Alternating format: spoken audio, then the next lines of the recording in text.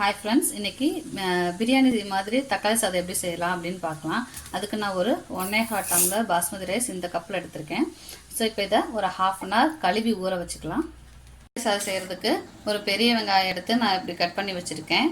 அடுத்து பார்த்தீங்கன்னா 2 தக்காளி சாதங்கிறதுனால நான் தக்காளி கொஞ்சம் அதிகமாக எடுத்திருக்கேன். ஒரு சின்ன தக்காளியாக 3 தக்காளி எடுத்து இப்படி சின்ன சின்னதாக கட் பண்ணி வச்சுருக்கேன். அடுத்து கொத்தமல்லி, 2 பச்சை மிளகா.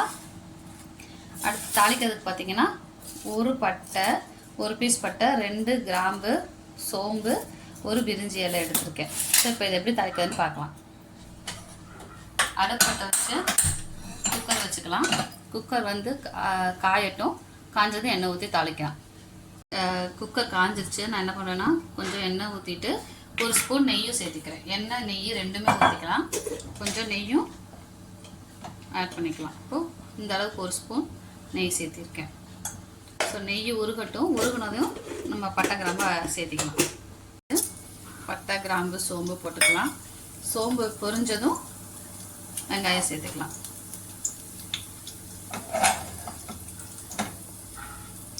இப்போ சோம்பு பொரியுது. நம்ம நறுக்கி வச்சுருக்க வெங்காயத்தை சேர்த்துக்கலாம்.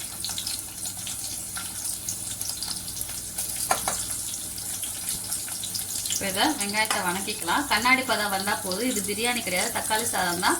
அதனால் ரொம்ப ப்ரௌனிஷாக வர தேவை கிடையாது. நம்ம வந்து அந்த கண்ணாடி பதம் வந்தாலே போதும். பதம் வந்துடுச்சு. நம்ம எடுத்து வச்சுருக்க 2 பச்சை மிளகாவையும் சேர்த்துக்கலாம். நான் பச்சை மிளகாவை கீரி போடலை, அப்படியே முழுசாக தான் போட்டிருக்கேன். ஏன்னா குழந்தைங்க வயசானவங்களாம் சாப்பிட்டாங்கன்னா காரம் தாங்க முடியாது. அதனால் நான் அப்படியே முழுசாக எசன்ஸ் மட்டும் இறங்குறது முழுசாக போட்டிருக்கேன். இப்போ நம்ம என்ன பண்ணிக்கலாம்னா தக்காளியை சேர்த்துக்கலாம். தக்காளி சேர்த்து நல்லா தக்காளி வதங்கட்டும்.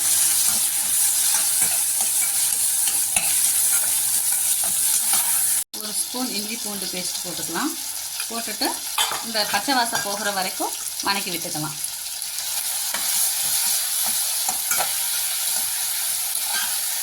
பச்சை வாசம் போயிடுச்சு. நம்ம எடுத்து வச்சிருக்க கொத்தமல்லியில் பாதி அளவு எடுத்து இப்போ வணக்கி விட்டுக்கலாம்.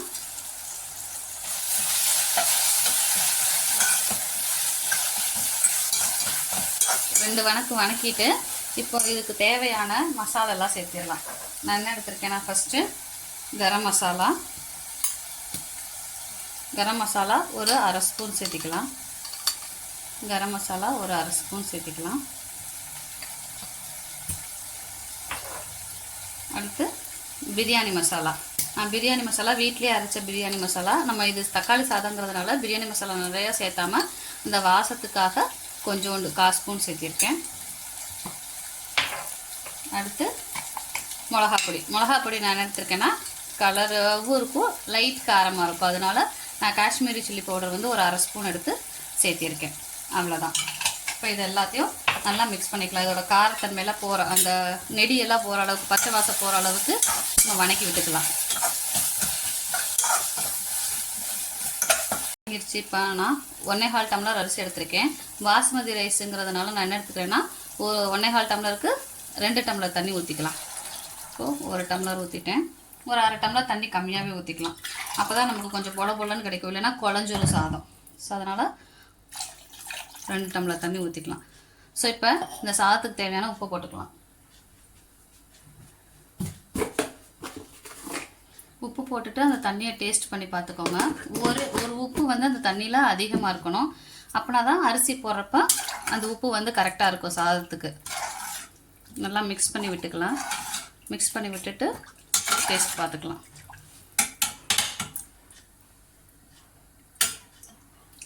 ஒரு உப்பு அதிகமாக இருக்கப்போ கரெக்டாக இருக்கும் நமக்கு.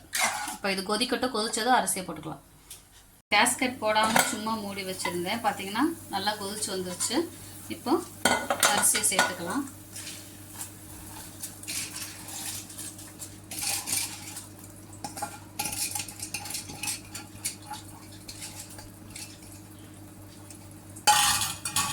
அரிசியை சேர்த்துட்டு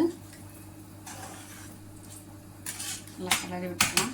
விட்டுட்டு கொஞ்சம் பாதி எடுத்து வச்சுருந்தோம் இல்லையா கொத்தமல்லி, அதை இப்போ மேலே தூவி விட்டு கேஸ்கெட் போட்டு மூடி ஒரு விசில் விட்டுக்கலாம். அப்படி இல்லைன்னா தம் போட்டு ஒரு 10 மினிட்ஸ் வச்சிடலாம். போட்டு மூடி ஒரு விசில் விட்டு எடுத்துக்கலாம். ஒரு விசில் விட்டால் போதும். அதுக்கு மேலே விட்டோம்னா சாதம் குழஞ்சிரும். அதனால் ஒரே ஒரு விசில் மட்டும் விட்டு எடுத்துக்கலாம்.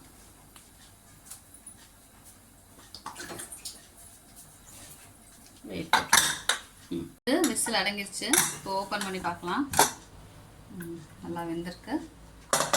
இப்போ இதை சைடில் கூடி எடுத்து இப்படி பரட்டி விட்டுக்கலாம். ஏன்னா நடுவில் விட்டோம்னா நமக்கு அந்த மசாலா ஃபுல்லாக சைடில் தான் இருக்கும். ஸோ அதை எடுத்து இப்படி மிக்ஸ் பண்ணி விட்டுக்கலாம்.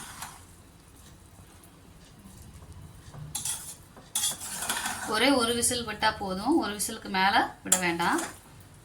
விசில் விட்டோன்னே ஆஃப் பண்ணிவிட்டு அந்த விசிலோட இதுலேயே ப்ரெஷர்லேயே விட்டுட்டோம்னா அது விசில் அடங்கினோடனே ஓப்பன் பண்ணோம்னா கரெக்டாக இருக்கும். இப்போ சுவையான தக்காளி சாதம் ரெடி.